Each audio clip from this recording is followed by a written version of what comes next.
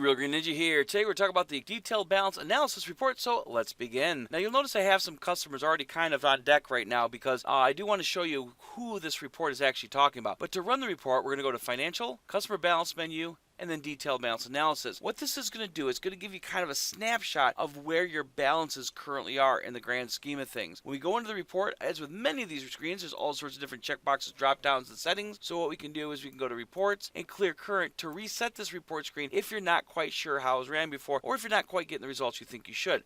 Because if you choose to use the option aging as of a different date, any transaction on a customer's account after the date you have here will be ignored. So you got to be a little careful when using that. Down here, if you want to see the customers that are actually on the report, we can tell it to show the customer detail. But it's not going to give you the exact breakdown that the report normally shows. So when we want to preview the report, we're going to hit the preview option and then click OK. You'll notice it gives us the different aging categories of people that owe us money. Down here, it's going to give us a different balance categories, a couple summaries, and of course, it's going to give us an overall credit versus debit and then our net. Essentially, the total prepays remaining is how much money is sitting in a prepay balance. Credits for prepaid customers. These are people that have credits that are above and beyond the prepaid. It's actually sitting in that credit remit box. Credits non-prepaid customers. These are not prepaid customers. They have a credit in their account. Remit and balance due. Prepaid customers. These are prepaid customers that owe you money above and beyond the prepaid balance that they have. And then down here, remittance due non-prepaid customers. These are people that are not prepaid that actually owe you money. And of course, we have our total net, which is adding all these numbers together. Now over here, if we take a look at all the credits, again, these are not prepay balances, these are actual credits sitting in that credit balance box. It's going to be your total non-prepay. The total amount of money that's owed to you, again, this is a money that's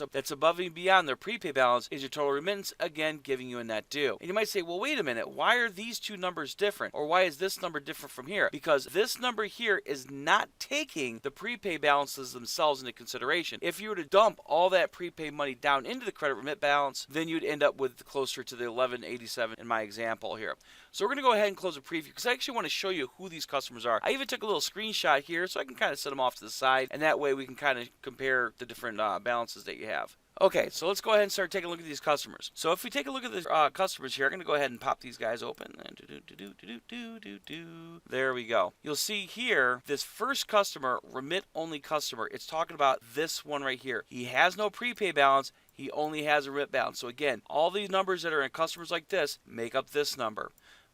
Prepaid customer with remit balance. This is a customer that has a prepaid balance, but they also owe you money. So again, this balance right here is making up this total. Now this balance is towards this top total up here. Again, this is prepaid money that's sitting there waiting to be used. Credit only customers. Again, these are people only with a credit on their account. They do not have any prepaid balance. That's going to be this person, credits non-prepaid customers. If we minimize this and go to our prepay with credit, again, here's our credit, which is going to be this number, and there's our prepaid balance, which is going to be this number. So again, anything sitting in prepay is going to be this top number. So even a customer like this, where it has no credit remit balance, again, his prepay is going to be in this top number here. So I hope by explaining a little bit about the report, showing you some of those example customers, this report will make a little bit more sense to you guys out there that run it. Again, it's kind of a little bit of a snapshot. Not everyone uses it, but it's there if you need it. So I hope that helps, and you guys have yourself a wonderful day.